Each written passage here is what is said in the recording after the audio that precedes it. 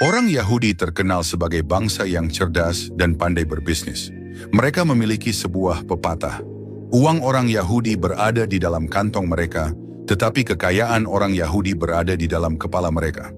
Biarkan aku menceritakan sebuah kisah kepadamu, maka kamu akan mengerti.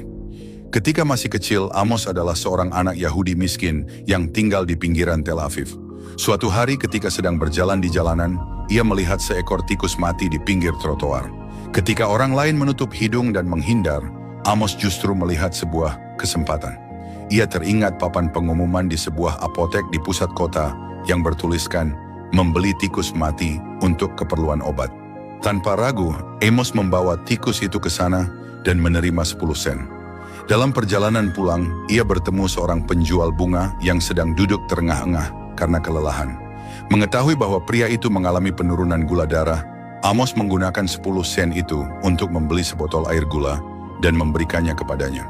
Sang penjual bunga merasa berterima kasih dan memberinya beberapa bunga segar.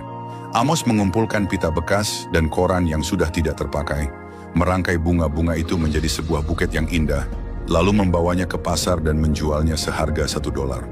Keesokan harinya, ketika angin kencang membuat banyak dahan patah di jalanan, Amos menggunakan $1 itu untuk membeli sekantong besar permen, lalu mengajak anak-anak di sekitar untuk mengumpulkan kayu-kayu kering sebagai imbalan permen.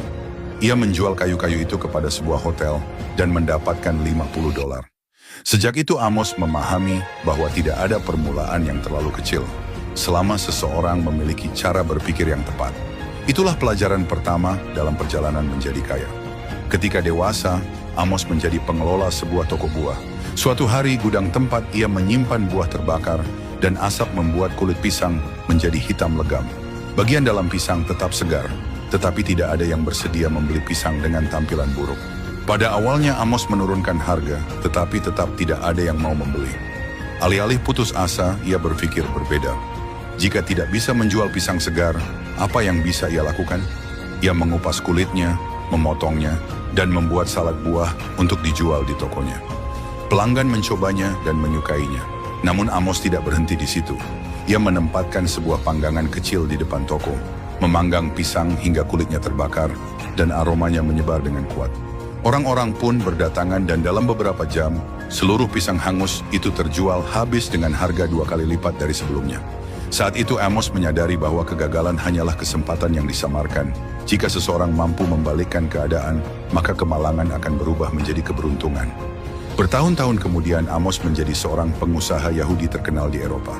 Suatu hari ketika sedang melakukan perjalanan bisnis di Prancis, ia mendengar bahwa pemerintah Amerika membuka tender untuk menangani sisa-sisa material renovasi patung Liberty. Tidak ada perusahaan yang berani mengambilnya karena khawatir akan peraturan lingkungan yang ketat. Namun Amos melihat peluang emas. Ia segera terbang ke New York dan menandatangani kontrak.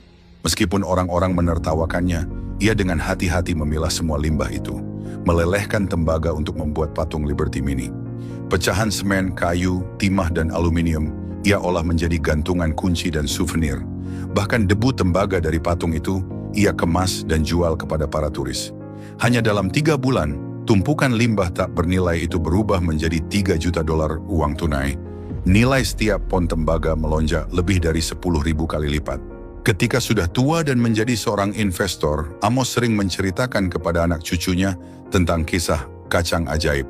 Ia berkata, jika kamu membawa segantang kacang ke pasar, tetapi tidak ada yang membeli, rendamlah dan jadikan kecambah. Jika kecambah itu tidak laku, jadikan makanan ternak. Jika ternak tidak mau memakannya, keringkan dan giling menjadi pupuk. Kemudian ia tersenyum lembut dan berkata, tidak pernah ada jalan buntu, yang buntu hanyalah orang yang berhenti berpikir. Itu adalah pelajaran terakhir dari Amos. Seseorang yang memulai dari seekor tikus mati, melewati pisang hitam gosong, mengubah tembaga menjadi emas, dan mengajarkan generasi setelahnya bahwa selama seseorang masih memiliki pikiran, ia selalu memiliki jalan keluar.